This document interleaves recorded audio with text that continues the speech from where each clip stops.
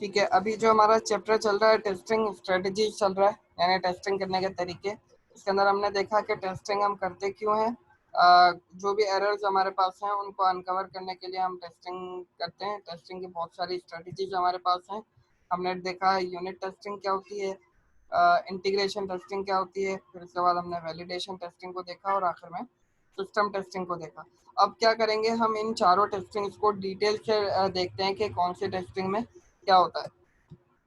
ये डायग्राम के अंदर भी अगर आप देखें तो इस डायग्राम की मदद से भी आप अच्छी खासी चीज को समझ सकते हैं कि कौन सी टेस्टिंग पहले होती है, फिर उसके बाद कौन सी टेस्टिंग होती है, फिर यानी यूनिट टेस्टिंग पहले होगी, फिर इंटीग्रेशन टेस्टिंग होगी, फिर वैलिडेशन टेस्टिंग होगी और आखिर में सिस्टम टेस्टिंग होगी। ठीक है, तो फिर यहाँ से आगे चलते हैं। अब यूनिट टेस्टिंग को थोड़ा सा डिटेल से देख लेते हैं। Verification effort on smallest unit of software design, यानी यूनिट टेस्टिंग जो है इसका जो फोकस होता है वो स्मॉलेस्ट यूनिट्स ऑफ सॉफ्टवेयर के ऊपर होता है। यूनिट टेस्टिंग के अंदर आप क्या करते हैं कि छोटे छोटे पार्ट्स को ही चेक करते हैं कि मतलब आपके पास फॉर एग्जांपल एक क्लास बनी हुई है तो आप उस क्लास को चेक करेंगे कि वो जिस पर्पस के लिए बनाई गई है क्लास वो अपना काम सही से कर रही है या नहीं कर रही। दूसरी क्लास को आप उस वक्त नहीं देखेंगे जब आप एक क्लास को चेक कर रहे हैं, यानी आपको सिर्फ और सिर्फ उस पर्टिकुलर क्लास को ही चेक करना होगा, वो पर्टिकुलर क्लास आपका यूनिट कहलाएगी। या जरूरी नहीं है कि आप सिर्फ क्लास की हम यहाँ पे बात करें, वो सॉफ्टवेयर का कोई भी कंपोनेंट हो सकता है, सॉफ्टवेयर का कोई भी मॉड्यूल हो सकता है। बताने का मकसद ये है कि आप एक वक्त में एक ही चीज को चेक करेंगे। यूनिट का मतलब होता है कोई सिंगल एक चीज, तो यूनिट टेस्टिंग के अंदर आप सिर्फ और सिर्फ किसी एक पर्टिकुलर चीज को चेक करेंगे। Important control paths are tested to uncover errors within the boundary of the module. Within the boundary of the module से मतलब क्या है कि आप जिस मॉड्यूल को चेक कर रहे हैं आप उसके अंदर ही रहेंगे। ऐसा नहीं होगा कि आप दूसरे मॉड्यूल को उसके साथ चेक करना शुरू कर दें, यानी उन दोनों को आपस में मिलाकर आप चेक करें कि ये दोनों सही काम कर रहे हैं नहीं कर रहे। ऐसा नहीं होता। यूनिट टेस्टिंग के अंदर आप एक मॉड्यूल के अंदर रहते हुए ही टेस्टिंग करेंगे, तब जाकर आप कहेंगे कि ये आपने यूनिट टेस्टिंग की है। The unit test focuses on the internal processing logic and data structures within the boundary of a component। अब देखें ये वही बात लिखी हुई है कि यूनिट टेस्ट के अंदर आप फोकस कर रहे होते हैं कि इंटरनल प्रोसेसिंग लॉजिक, यानी जिस कंपोनेंट को आप चेक कर रहे हैं उसकी जो प्रोसेसिंग लॉजिक है वो सही काम कर रही है या नहीं कर रही। उसके अंदर अगर कोई डेटा स्ट्रक्चर आप यूज कर रहे हैं तो वो भी आप साथ साथ चेक करेंगे कि ये आपका सही काम कर रहा है या नहीं कर रहा। यहाँ पर बार बार लिखा हुआ है बाउंड्रीज बाउंड्रीज बाउंड्रीज, तो यानी इसका मतलब ये है कि आप एक ही मॉड्यूल के अंदर रहते हुए चेकिंग करेंगे तो वो आपकी यूनिट टेस्टिंग कहलाएगी। This type of testing can be conducted in parallel for multiple components। आप एक ही वक्त के अंदर multiple components को भी चेक कर सकते हैं। multiple components को चेक करने से मुराद यहाँ पर ध्यान में रखिएगा कि ऐसा नहीं हो कि आप दो कंपोनेंट्स को आपस में इंटीग्रेट करके, यानी आप उन दोनों को मिलाकर एक होल चेक कर रहे हैं, ऐसा नहीं करना। बल्कि आप यूनिट 1 को अलग से चेक करेंगे, यूनिट 2 को आप अलग से चेक करेंगे। यूनिट 1 का अपना एक अलग पर्पस होगा, यूनिट 2 का अपना एक अलग पर्पस होगा। तो आप एक ही साथ दोनों को भी चेक कर सकते हैं, लेकिन दोनों को कंबाइन करके आपने चेक नहीं करना है, दोनों को अलग अलग चेक करना है आपने। ठीक है, पैरेलल का मतलब होता है कि आप एक साथ उनको चेक करेंगे लेकिन उनको आपस में कंबाइन नहीं करेंगे, उनको इंटीग्रेट आप यहाँ पर नहीं करेंगे। इंटीग्रेशन वाला जो प्रोसेस है हमारा वो इंटीग्रेशन टेस्टिंग के अंदर होता है। तो सिंपल अल्फाज में अगर आपको समझना है कि यूनिट टेस्टिंग के अंदर क्या होता है, यूनिट टेस्टिंग के अंदर आप अपने प्रोग्राम के छोटे छोटे यूनिट्स को चेक कर रहे होते हैं कि फॉर एग्जांपल आपने एक फंक्शन बनाया है, वो फंक्शन जिस मकसद के लिए बनाया गया है वो फंक्शन आपका सही काम कर रहा है या नहीं कर रहा। तो अगर आपने उस फंक्शन को बनाने के बाद उसको चेक किया कि उस फंक्शन ने अपना काम सही से किया या नहीं किया, तो उसका मतलब ये है कि आपने उस फंक्शन के ऊपर यूनिट टेस्टिंग की है। होपफुली ये बात आपको समझ में आ गई होगी। उसके बाद आगे चलते हैं। सेकंड हमारे पास जो टेस्टिंग स्ट्रेटेजी है वो है integration testing. Integration testing is a systematic technique for constructing the software architecture while at the same time conducting tests to uncover errors associated with interfacing। इसको अगर आप सिंपल अल्फाज में समझने की कोशिश करें तो ये है कि the objective is to take unit tested component. इसके अंदर आप क्या करते हैं, जो आपने यूनिट टेस्टिंग के अंदर अपने कंपोनेंट को चेक किया है सबको, उन तमाम कंपोनेंट्स को लेकर बिल्ड अ प्रोग्राम स्ट्रक्चर, यानी आप उनको एक कंबाइन स्ट्रक्चर के शेप के अंदर लेकर आ जाते हैं। यानी अब आप उनको अलग अलग यूनिट की फॉर्म के अंदर टेस्ट नहीं करेंगे, बल्कि आप उनको एक होल प्रोग्राम स्ट्रक्चर की शेप के अंदर कंबाइन करके फिर उसको चेक करेंगे। यूनिट टेस्टिंग में और इंटीग्रेशन टेस्टिंग में ये फर्क है। यूनिट टेस्टिंग के अंदर आप छोटे छोटे पार्ट्स को चेक करते हैं, फिर जब वो पार्ट्स आपके चेक हो जाते हैं तो फिर आप उनको आपस में कंबाइन करने के बाद इंटीग्रेशन टेस्टिंग के अंदर चेक कर रहे होते हैं। अब इसकी एग्जांपल आप इस तरह ले सकते हैं कि आपने दो क्लासेस बनाई हैं, क्लास 1 आपका एक यूनिट कहलाएगा, क्लास 2 आपकी दूसरी यूनिट होगी।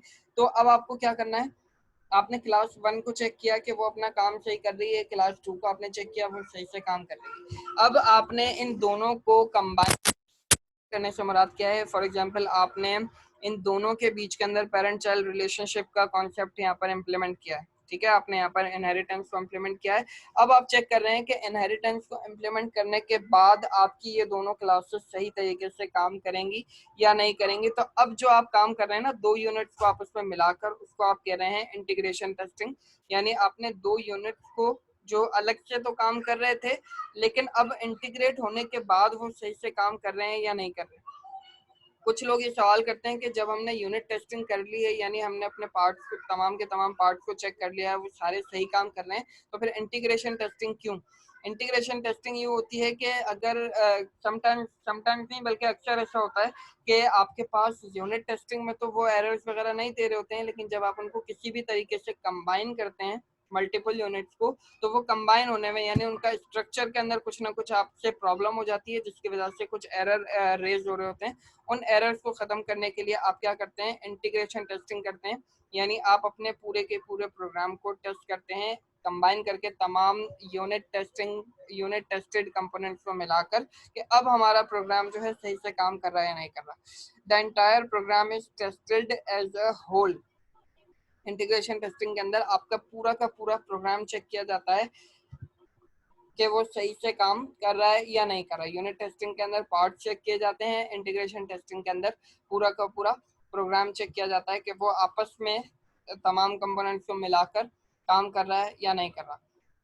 होपफुली यहाँ तक आपको ये चीज समझ में आ गई होगी, ठीक है। उसके बाद हम आगे चल रहे हैं, वैलिडेशन टेस्टिंग, ये थर्ड टेस्टिंग स्ट्रेटेजी है हमारे पास। इसके अंदर क्या होता है कि validation testing provide final assurance that software meets all informational, functional, behavioural and performance requirements. अब इसको सिंपल अल्फाज में अगर आपने समझना है, तो वैलिडेशन टेस्टिंग के अंदर आप ये चेक कर रहे होते हैं कि आपका सॉफ्टवेयर जो है वो आपके कस्टमर की तमाम रिक्वायरमेंट्स को मीट कर रहा हो। वैलिडेशन टेस्टिंग के अंदर आप ये चेक करते हैं कि जो रिक्वायरमेंट्स आपको दी गई थी इम्प्लीमेंट करने के लिए सॉफ्टवेयर में, वो तमाम की तमाम रिक्वायरमेंट्स आपके सॉफ्टवेयर में मौजूद हैं या नहीं है। वैलिडेशन टेस्टिंग के अंदर सिर्फ और सिर्फ रिक्वायरमेंट्स को चेक किया जा रहा होता है कि रिक्वायरमेंट के अकॉर्डिंग आपका सॉफ्टवेयर काम कर रहा है या नहीं कर रहा। जैसे अभी हमने पिछली क्लास के अंदर डिस्कस किया था कि वेरिफिकेशन वाला जो स्टेप था, उसके अंदर आप ये चेक कर रहे थे कि यूनिट टेस्टिंग और इंटीग्रेशन टेस्टिंग आप वेरिफिकेशन वाले स्टेप में कर रहे थे, लेकिन अब जब ये वैलिडेशन टेस्टिंग और सिस्टम टेस्टिंग जो है आपकी, ये वैलिडेशन वाले स्टेप के अंदर होती है। तो यहाँ पर आप ये वैलिडेशन वाला स्टेप शुरू कर रहे हैं कि वैलिडेशन के अंदर आप ये चेक करते हैं कि कस्टमर की रिक्वायरमेंट के हिसाब से आपके सॉफ्टवेयर के अंदर वो तमाम की तमाम चीज़ें मौजूद हैं जो वो आपसे एक्सपेक्ट कर रहा है। अब वो आपके पास इंफॉर्मेशनल रिक्वायरमेंट भी हो सकती हैं, फंक्शनल रिक्वायरमेंट या बिहेवियरल रिक्वायरमेंट, ये डिफरेंट डिफरेंट नाम दिए हुए हैं। मतलब सिर्फ बताने का ये है कि जो रिक्वायरमेंट उसने दी थी वो रिक्वायरमेंट आपके सिस्टम के अंदर, आपके सॉफ्टवेयर के अंदर रिफ्लेक्ट हो रही हैं या नहीं हो रही। अगर हो रही हैं तो फिर ठीक है, आपका कस्टमर आपकी चीज़ को एक्सेप्ट कर लेगा। अगर ऐसा नहीं है, यानी आपकी वैलिडेशन टेस्टिंग जो है फेल हो जाती है, तो फिर आपको मॉडिफिकेशन करने को दी जाएगी। मॉडिफिकेशन करके यानी चेंजिंग करके आप उसको फिर दोबारा से साइन करेंगे। होपफुली ये तीनों स्ट्रेटजीज आपको क्लियर हो गई होंगी। अब वैलिडेशन टेस्टिंग के अंदर फिर इसकी कुछ सब टाइप्स यहाँ पर बनती हैं। जैसे आपके पास आती है एक्सेप्टेंस टेस्टिंग और एक आपके पास आती है अल्फा बीटा टेस्टिंग। इनको भी डिटेल से हम समझ लेते हैं कि ये क्या होती है। एक्सेप्टेंस टेस्टिंग, अब ये लफ्ज ही अपनी बात को यहाँ पर एक्सप्लेन कर रहा है कि ऐसी टेस्टिंग जो एक्सेप्ट सॉफ्टवेयर को एक्सेप्ट करवाने के लिए की जाए। ठीक है, तो देखें डिटेल से यहाँ पर ध्यान से देखिएगा इस बात को। Acceptance testing is conducted when software is developed for specific customer and not for a large public. Acceptance testing आपकी तब की जाती है जब आपका जो सॉफ्टवेयर आप बनाने लगे हैं वो किसी एक पर्टिकुलर कस्टमर के लिए आप बना रहे हो, वो जो सॉफ्टवेयर है वो लार्ज पब्लिक के लिए नहीं बनाया गया। ठीक है, अब ऐसे सॉफ्टवेयर कौन से होते हैं जो स्पेसिफिक कस्टमर के लिए बनाए जाते हैं और लार्ज पब्लिक के लिए वो नहीं होते। फॉर एग्जाम्पल कोई स्कूल है, अब स्कूल की जो भी ऑर्गेनाइजेशन है वो आपको कुछ मतलब वेब बनाने के लिए देती है या वो अपना डेस्कटॉप एप्लीकेशन आपको बनाने के लिए देती है। तो ये जो आपके पास कस्टमर होगा, यानी वो जो स्कूल है वो आपका स्पेसिफिक कस्टमर है, यानी जो आप सिस्टम उसको बनाकर देंगे वो सिर्फ और सिर्फ उस स्कूल के लिए बनाया गया। ठीक है, या कोई बिजनेस ऑर्गेनाइजेशन है, वो बिजनेस ऑर्गेनाइजेशन अपनी कंपनी के लिए आपसे कोई सिस्टम डेवलप करवाती है, तो अब वो जो सिस्टम आप डेवलप करके देंगे वो सिर्फ और सिर्फ उस पर्टिकुलर बिजनेस ऑर्गेनाइजेशन के लिए ही इस्तेमाल किया जाएगा। वो किसी और जगह पर अगर कोई इस्तेमाल करेगा भी तो वो उसके काम का नहीं होगा, क्योंकि जो बिजनेस ऑर्गेनाइजेशन ने आपको रिक्वायरमेंट्स प्रोवाइड की थी, आपने उसी कस्टमर की रिक्वायरमेंट के बेसिस के ऊपर अपने सिस्टम को डेवलप किया। तो ऐसे सॉफ्टवेयर जो किसी पर्टिकुलर कस्टमर के लिए बनाए गए हों वो आपके पास कहलाते हैं कि आपने स्पेसिफिक कस्टमर के लिए कोई चीज बनाई है।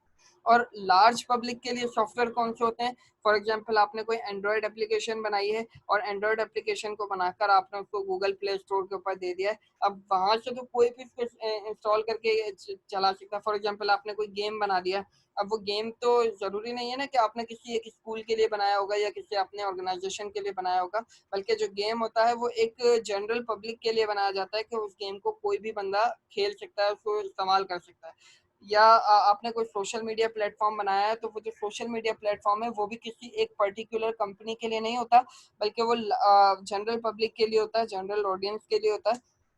तो इस तरह के जो सॉफ्टवेयर होते हैं वो आपके पास लार्ज पब्लिक सॉफ्टवेयर कहलाते हैं। तो एक्सेप्टेंस टेस्टिंग जो है आपकी तब होती है जब आप जो सॉफ्टवेयर बनाने लगे हैं वो स्पेसिफिक कस्टमर के लिए बना रहे हैं। एक्सेप्टेंस टेस्टिंग जो है आपकी लार्ज पब्लिक वाले सॉफ्टवेयर के लिए नहीं की जाती है। इसकी वजह मैं अभी आपको थोड़ी देर में एक्सप्लेन करूंगा कि ऐसा क्यों होता है कि एक्सेप्टेंस टेस्टिंग हमारी स्पेसिफिक कस्टमर वाले जो सॉफ्टवेयर होंगे उनके लिए की जाती है। अब क्या होता है कि फॉर एग्जांपल आपको किसी स्पेसिफिक कस्टमर ने कोई चीज बनाने को लिए दी, उसने अपनी रिक्वायरमेंट्स आपको दे दी हैं। अब आपका कस्टमर क्या करेगा, जब आपने उसको सॉफ्टवेयर डिप्लॉय किया है, जब आपने उसको सॉफ्टवेयर डिलीवर किया है, तो customer treat the software and give feedback. आपका कस्टमर जो है सॉफ्टवेयर को ट्रीट करेगा, यानी उसको इस्तेमाल करेगा और फिर आपको फीडबैक देगा कि अगर फीडबैक पॉजिटिव आपको मिला है तो सॉफ्टवेयर ठीक है, आपका डिलीवर हो चुका है। और अगर आपको नेगेटिव फीडबैक मिलता है, if feedback is negative then modification is done, तो फिर वो आपसे मॉडिफिकेशन रिक्वायर करेगा, आप उसके अंदर मॉडिफिकेशन करेंगे and then send to customer. फिर आप उसको दोबारा से कस्टमर की तरफ सेंड करेंगे, फिर आपका जो सॉफ्टवेयर है वो एक्सेप्ट कर लिया जाएगा। तो एक्सेप्टेंस टेस्टिंग जो है आपकी बहुत सिंपल सी बात है यहाँ पर कि आपने एक कस्टमर को चीज बनाकर दी, अगर उसको वो तमाम चीजें जो उसने सिस्टम के अंदर आपसे रिक्वायर की थी उसको तमाम चीजें मिल जाती हैं तो वो आपकी चीज को एक्सेप्ट कर लेगा, अदरवाइज वो आपकी चीज को रिजेक्ट करेगा और उसके बाद वो मतलब अपने मॉडिफिकेशन करवाएगा आपसे, फिर उसके बाद दोबारा से जब आप उसको भेजेंगे तो वो एक्सेप्ट कर लेगा। ये वाला जो स्टेप यहाँ पर हम बता रहे हैं कि कस्टमर चीज को चेक करेगा, यहाँ पर वो टेस्टिंग कर रहा है अपनी चीज की ताकि वो उसको एक्सेप्ट कर सके, इसीलिए इस स्टेप को इन्होंने नाम दिया है एक्सेप्टेंस टेस्टिंग। तो होपफुली ये बात आपको समझ में आ गई होगी। और एक्सेप्टेंस टेस्टिंग जो है ये स्पेसिफिक कस्टमर वाले जो सॉफ्टवेयर होते हैं उनके अंदर ही की जाती है, लार्ज पब्लिक के लिए नहीं की जाती। अब ये टेस्टिंग लार्ज पब्लिक के लिए क्यों नहीं की जाती है? लार्ज पब्लिक के लिए ये टेस्टिंग इसलिए नहीं की जाती है क्योंकि लार्ज पब्लिक, फॉर एग्जांपल आपने कोई एंड्रॉयड एप्लीकेशन में गेम आपने बनाकर इम्प्लीमेंट कर दिया है, अब फॉर एग्जांपल वो जो गेम है वो कुछ बंदों को पसंद आएगा और कुछ बंदों को पसंद नहीं आएगा, यानी आपको ये नहीं पता कि आपकी टारगेट ऑडियंस कौन सी है। आपको ये नहीं पता कि आपके सॉफ्टवेयर को किस दिमाग के लोग इस्तेमाल करेंगे। तो इसीलिए अब कुछ लोग हैं, हो सकता है आपके पास एक्सेप्ट करें आपके प्रोडक्ट को, और कुछ लोग हैं जो आपके प्रोडक्ट को रिजेक्ट कर दें। इसीलिए ये जो एक्सेप्टेंस टेस्टिंग है ये लार्ज पब्लिक वाले सॉफ्टवेयर के लिए इस्तेमाल नहीं की जाती। इसके लिए दूसरी तरह की टेस्टिंग होती है, वो अल्फा बीटा टेस्टिंग है। वो भी हम देखेंगे कि ये किस तरह की जाती है। तो समझाने का मकसद सिर्फ ये है कि एक्सेप्टेंस टेस्टिंग जो है स्पेसिफिक कस्टमर्स के लिए की जाती है, लार्ज पब्लिक के लिए नहीं की जाती। लार्ज पब्लिक के लिए जो टेस्टिंग होती है वो अल्फा बीटा टेस्टिंग है। अब अल्फा बीटा टेस्टिंग के अंदर आप क्या करते हैं, conducted when the product is developed for large audience. जब ये टेस्टिंग तब की जाती है जब आपका जो भी सॉफ्टवेयर डेवलप किया जा रहा है वो लार्ज ऑडियंस के लिए है। यहाँ पर एक ब्रैकेट में चीज लिखी हुई है, अनोनिमस कस्टमर। एनोनिमस किस तरह के कस्टमर्स होते हैं जिनके बारे में आपको नहीं पता कि वो किस तरह का कस्टमर होगा। अब फॉर एग्जांपल आप जो कस्टमर होते हैं आप वो एनोनिमस कस्टमर कहलाएंगे कि आपको नहीं पता कि आपके सोशल मीडिया प्लेटफॉर्म को कौन कौन लोग इस्तेमाल करेंगे। तो इस तरह के जो यूजर होते हैं या इस तरह के जो कस्टमर होते हैं वो एनोनिमस कस्टमर आपके पास कहलाएंगे कि आपको नहीं पता कि कौन कौन लोग आपके सिस्टम को इस्तेमाल करने जा रहे हैं। तो acceptance testing is not possible. जैसे अभी मैंने आपको बताया कि जब आपको पता ही नहीं है कि आपका कस्टमर कौन है, तो मे भी हो सकता है कुछ लोग आपकी प्रोडक्ट को एक्सेप्ट करें, कुछ एक्सेप्ट ना करें। तो ये आपके पास एक्सेप्टेंस टेस्टिंग जो है ये पॉसिबल नहीं है। अब अल्फा टेस्टिंग और बीटा टेस्टिंग के अंदर कुछ difference. Alpha testing done by customer. अच्छा, ये ध्यान में रखिएगा कि दोनों तरह की टेस्टिंग आपके कस्टमर के थ्रू ही की जाती हैं, क्योंकि हम यहाँ पर वैलिडेशन टेस्टिंग की बात कर रहे हैं। वैलिडेशन टेस्टिंग के अंदर हम कस्टमर की रिक्वायरमेंट प्रोजेक्ट को चेक करेंगे, लेकिन इन दोनों के अंदर कुछ फर्क है। Alpha testing is done by customer at developer site. Beta testing is done by customer at customer site. अब अल्फा टेस्टिंग जो है आपके पास की जाती है डेवलपर वाली जगह पर, यानी जिस जगह पर सॉफ्टवेयर डेवलप किया गया है। फॉर एग्जांपल सॉफ्टवेयर हाउस है, या अगर फॉर एग्जांपल आपने घर पर ही अपने सॉफ्टवेयर को डेवलप किया है, तो आप अपने कस्टमर के साथ अपने घर पर ही उस प्रोजेक्ट को यहाँ पर टेस्ट कर रहे हैं। तो इस तरह की जो टेस्टिंग है वो आपकी अल्फा टेस्टिंग कहलाएगी। और अगर आप कस्टमर के साथ सॉरी मतलब कस्टमर आपके साथ नहीं है, कस्टमर आपकी चीज को इंस्टॉल करने के बाद अपने पास वैसे ही इस्तेमाल कर रहा है, तो ये आपके पास कहलाएगी बीटा टेस्टिंग। अल्फा टेस्टिंग जो है एक कंट्रोल्ड एनवायरनमेंट के अंदर की जाती है। कंट्रोल्ड एनवायरनमेंट का मतलब ये है कि जैसे अब जो डेवलपर है, जैसे हम कह रहे हैं अल्फा टेस्टिंग के अंदर डेवलपर अपनी जगह पर मौजूद होता है और वहीं पर टेस्टिंग की जा रही होती है। तो जितना कंट्रोल उस डेवलपर के हाथ में होगा उतना कंट्रोल किसी और बंदे के पास नहीं हो सकता। भले कोई वो दूसरा डेवलपर भी होगा तो दूसरे डेवलपर के पास भी उतना कंट्रोल नहीं होगा उस सॉफ्टवेयर का जितना उस बंदे के पास होगा जिसने सॉफ्टवेयर को डेवलप किया। तो ये जो अल्फा टेस्टिंग है ये कंट्रोल्ड एनवायरनमेंट में इसलिए होती है कि डेवलपर जो है टेस्टिंग के टाइम पर मौजूद होता है। Developer is present carried out before the release of the product. अपने मतलब जो भी आपने चीज बनाई है उसको रिलीज करने से पहले आप चेक कर रहे हैं अपने कस्टमर के साथ, तो आप ये कह सकते हैं कि आप जो है अल्फा टेस्टिंग कर रहे हैं। अल्फा टेस्टिंग याद रखिएगा हमेशा रिलीज करने से पहले की जाती है। Errors and failures are recorded. Errors अगर कोई आते हैं फॉर एग्जांपल अल्फा टेस्टिंग के टाइम पर, तो उनको रिकॉर्ड कर लिया जाता है कि ये एरर्स है, ताकि उनको बाद में खत्म किया जा सके। अब ये वाला जो पॉइंट है ये मैं आपको दोनों को एक्सप्लेन कर दूं आखिर के अंदर, फिर समझाता हूँ कि इन दोनों के अंदर क्या डिफरेंस है। अच्छा, अब ये जो है कंडक्टेड इन रियल टाइम, ये जो है रियल टाइम के अंदर किया जाता है, नॉट अंडर डेवलपर्स कंट्रोल। अब एक कस्टमर अपने पास से फॉर एग्जांपल एंड्रॉयड ऐप को इंस्टॉल करके यूज कर रहा है डायरेक्टली, तो अब वहाँ पर डेवलपर तो नहीं है ना। अगर वहाँ पर कोई एरर वगैरह आता है तो फिर वो हम ये नहीं कह सकते कि ये एक कंट्रोल्ड एनवायरनमेंट के अंदर आपके पास एरर आया है। कंट्रोल्ड एनवायरनमेंट में अगर वो एरर आया होता तो उसको हाथ के हाथ रिजॉल्व किया जा सकता है। लेकिन अभी हम कस्टमर की जगह पर हैं, कस्टमर की साइड के ऊपर हैं, तो यहाँ पर अभी हमारे पास ये बहुत ज्यादा कंट्रोल नहीं होगा। तो हो सकता है कि फिर अच्छा सॉरी, यहाँ पर जो है developer is not present. Beta testing के अंदर developer is not present carried out after the release of the product. Beta testing जो है आपके पास प्रोडक्ट को रिलीज करने के बाद की जाती है। अल्फा टेस्टिंग प्रोडक्ट रिलीज करने से पहले की जाती है। फेलियर्स आर रिपोर्टेड, यहाँ पर आप फेलियर्स को रिकॉर्ड नहीं करते हैं बल्कि आप फेलियर्स को रिपोर्ट करते हैं। अब फॉर एग्जांपल आप एक मतलब जो है एंड्रॉयड ऐप को इस्तेमाल कर रहे हैं और उसके अंदर कुछ बग आते हैं, कुछ एरर्स आ जाते हैं, तो आप क्या करेंगे, उनको रिपोर्ट करेंगे। यानी कमेंटिंग सेक्शन होता है आपके पास गूगल प्ले स्टोर पर। आपने अक्सर देखा होगा कि वहाँ पर बहुत सारे लोग कमेंट कर रहे होते हैं कि इसमें ये प्रॉब्लम है, ये प्रॉब्लम है। तो ये आपके पास वो जो बंदे ने इस्तेमाल किया सॉफ्टवेयर को और फिर उसके बाद उसने अपनी जो भी उसको प्रॉब्लम नजर आई उसने उसको रिपोर्ट किया, तो उस बंदे ने यहाँ पर क्या की है, बीटा टेस्टिंग की है उस सॉफ्टवेयर के ऊपर। होपफुली अब थोड़ा थोड़ा आपको चीज क्लियर हो रही होगी। अब ये जो टेस्टिंग उसने की है ये बीटा टेस्टिंग है। बीटा टेस्टिंग को आप ब्लैक बॉक्स टेस्टिंग भी कह सकते हैं। ठीक है, ये कॉन्सेप्ट बहुत ज्यादा कॉमन है, अक्सर इंटरव्यूज के अंदर पूछा जाता है। अल्फा टेस्टिंग बीटा टेस्टिंग इतना ज्यादा कॉमनली नहीं पूछा जाता, अक्सर करके ये सवाल किया जाता है कि व्हाइट बॉक्स में और ब्लैक बॉक्स टेस्टिंग के अंदर क्या फर्क है। तो इसको यहाँ पर आप ध्यान से समझ लीजिए कि ब्लैक बॉक्स टेस्टिंग के अंदर आप क्या चेक कर रहे होते हैं। ब्लैक बॉक्स टेस्टिंग के अंदर आप फंक्शनैलिटी ऑफ द सॉफ्टवेयर को चेक कर रहे होते हैं कि जिस फंक्शन के लिए ये सॉफ्टवेयर बनाया गया है वो ये काम अपना सही से कर रहा है या नहीं कर रहा, या इसको दूसरे अल्फाज में आप बीटा टेस्टिंग भी कह सकते हैं।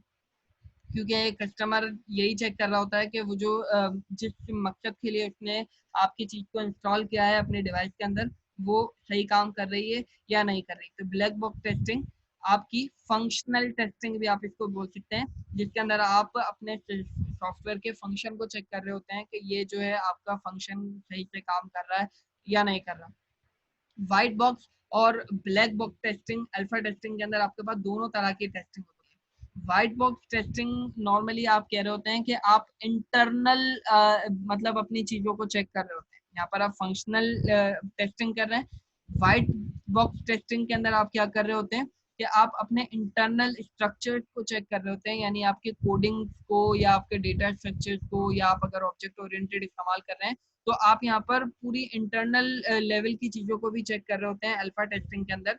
क्यों चेक कर रहे होते हैं, क्योंकि यहाँ पर डेवलपर भी मौजूद है, कस्टमर भी मौजूद है।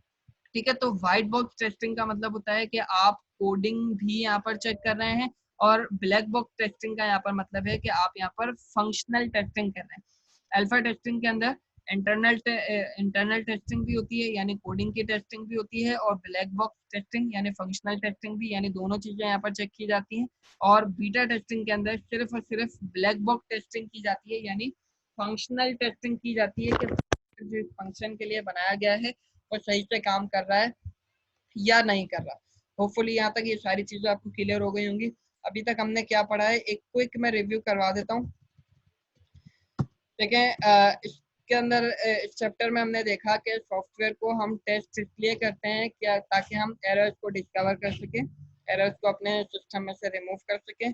बहुत सारी टेस्टिंग स्ट्रेटजीज आपके पास अवेलेबल हैं लिटरेचर में, उनमें से कुछ हम यहाँ पर डिस्कस करने लगे। फिर हमने वेरिफिकेशन और वैलिडेशन को देखा। वेरिफिकेशन आपके पास क्या होती है कि आप अपने कोड को चेक कर रहे हैं कि जिस पर्टिकुलर फंक्शन को आपने इम्प्लीमेंट किया है वो सही काम कर रहा है या नहीं कर रहा है। यानी वेरिफिकेशन में अगर सिंपल अल्फाज में कहें तो आप अपने कोड को चेक कर रहे होते हैं कि जो कोडिंग आपने की है वो कोडिंग सही से काम कर रही है या नहीं कर रही। वैलिडेशन के अंदर आप ये चेक करते हैं कि आप क्या जो सॉफ्टवेयर है वो कस्टमर की रिक्वायरमेंट के हिसाब से बनाया गया है या नहीं बनाया गया। दोनों बातों में फ़र्क है, दोनों को मिक्स मत कीजिएगा। यहाँ पर आप अपने कोड को चेक कर रहे हैं, हो सकता है वो कोड जो आपने किया है वो बिल्कुल सही काम कर रहा हो, यानी वो कोड आपका वेरीफाइड हो, लेकिन वो वैलिडेटेड नहीं होगा, नहीं है। क्यों नहीं है, क्योंकि वो जो आपका सॉफ्टवेयर है वो कस्टमर की रिक्वायरमेंट के हिसाब से नहीं बनाया गया। तो दोनों में फ़र्क है। यहाँ पर आप कोड को चेक कर रहे होते हैं, कोड सही काम कर रहा है नहीं कर रहा। वैलिडेशन वाले स्टेप के अंदर आप कस्टमर की रिक्वायरमेंट के हिसाब से अपने सॉफ्टवेयर को चेक कर रहे होते हैं कि उसके अंदर जो काम बताया गया है वो सही से काम हो रहा है या नहीं हो रहा। फिर उसके बाद हमने देखा यूनिट टेस्टिंग, इंटीग्रेशन टेस्टिंग क्या होती है, वैलिडेशन टेस्टिंग क्या होती है, सिस्टम टेस्टिंग क्या होती है। इन चारों को फिर हमने सिस्टम टेस्टिंग को हम नेक्स्ट क्लास के अंदर डिटेल से देखेंगे। फिलहाल यहाँ पर आप देख लें कि यूनिट टेस्टिंग जो है आपके नॉर्मल कोड के ऊपर की जाती है, एक एक यूनिट के ऊपर अलग से। फिर जब आप इंटीग्रेशन टेस्टिंग को शुरू करते हैं तो इंटीग्रेशन टेस्टिंग आपके डिजाइन लेवल की टेस्टिंग होती है, यानी आप तमाम यूनिट्स को आपस में इंटीग्रेट करके उनको कंबाइन करके अपने सॉफ्टवेयर का पूरा डिजाइन चेक कर रहे होते हैं कि वो सही काम कर रहा है नहीं कर रहा। फिर उसके बाद आप वैलिडेशन टेस्टिंग के अंदर रिक्वायरमेंट्स को चेक कर रहे होते हैं कि आपकी जो भी चीज़ है वो कस्टमर की रिक्वायरमेंट के हिसाब से सही काम कर रही है या नहीं कर रही। फिर उसके बाद आप सिस्टम टेस्टिंग के अंदर क्या करते हैं, सिस्टम इंजीनियरिंग के हिसाब से अपनी चीज़ों को देख रहे होते हैं, यानी आपके सिस्टम के अंदर जो जो एलिमेंट्स रिक्वायर हैं, यानी आपका हार्डवेयर, आपका जो भी यूज़र उसको इस्तेमाल करने वाला है और जो भी आप सॉफ्टवेयर आपने डेवलप किया है, वो तमाम चीज़ें कंबाइन होने के बाद सही काम कर रही हैं या नहीं कर रही, यूज़र का फीडबैक क्या है वगैरह वगैरह। इस तरह की ये सारी चीज़ें आप सिस्टम टेस्टिंग के अंदर करते हैं। एक चीज़ और मैं बता दूं कि ये स्पाइरल मॉडल नहीं है, ये स्पाइरल की मदद से इन्होंने टेस्टिंग को यहाँ पर एक्सप्लेन किया है। स्पाइरल मॉडल वाला कॉन्सेप्ट बिल्कुल अलग है इससे। फिर हमने यूनिट टेस्टिंग को डिस्कस किया, जो अभी मैंने बताया कि एक एक यूनिट को आप डिफरेंट अलग से चेक करेंगे। इंटीग्रेशन टेस्टिंग में आप तमाम यूनिट को मिलाकर पूरे के पूरे प्रोग्राम को आप इसमें फिर टेस्ट करेंगे कि वो सही काम कर रहा है नहीं कर रहा। वैलिडेशन टेस्टिंग के अंदर आप ये चेक करेंगे कि आपका सॉफ्टवेयर जो है कस्टमर की रिक्वायरमेंट के हिसाब से है या नहीं है। एक्सेप्टेंस टेस्टिंग और alpha beta testing validation testing के टाइप्स हैं। एक्सेप्टेंस टेस्टिंग के अंदर आप ये देख रहे होते हैं कि आपका जो सॉफ्टवेयर है वो स्पेसिफिक कस्टमर के लिए होना चाहिए और वो उसको तभी एक्सेप्ट करेगा जब उसकी रिक्वायरमेंट के हिसाब से उसको सॉफ्टवेयर मिल जाएगा। फिर उसके बाद आपने अल्फा बीटा टेस्टिंग देखा, ये लार्ज प्रोजेक्ट के ऊपर इम्प्लीमेंट की जाती है। अल्फा टेस्टिंग के अंदर आपका डेवलपर मौजूद होता है, बीटा टेस्टिंग में डेवलपर मौजूद नहीं होता। यहाँ पर जो है ये प्रोडक्ट को रिलीज करने से पहले की जाती है अल्फा टेस्टिंग, और बीटा टेस्टिंग प्रोडक्ट को रिलीज करने के बाद की जाती है। ये वाइट और ब्लैक बॉक्स टेस्टिंग यहाँ पर दोनों हो रही होती है, और बीटा टेस्टिंग के अंदर आपके पास सिर्फ ब्लैक बॉक्स टेस्टिंग या फंक्शनल टेस्टिंग आपकी हो रही होती है। होपफुली यहाँ तक सबको सारी चीज़ें क्लियर हो गई होंगी। अगर अभी किसी को कोई क्वेश्चन हो तो वो कर सकते हैं।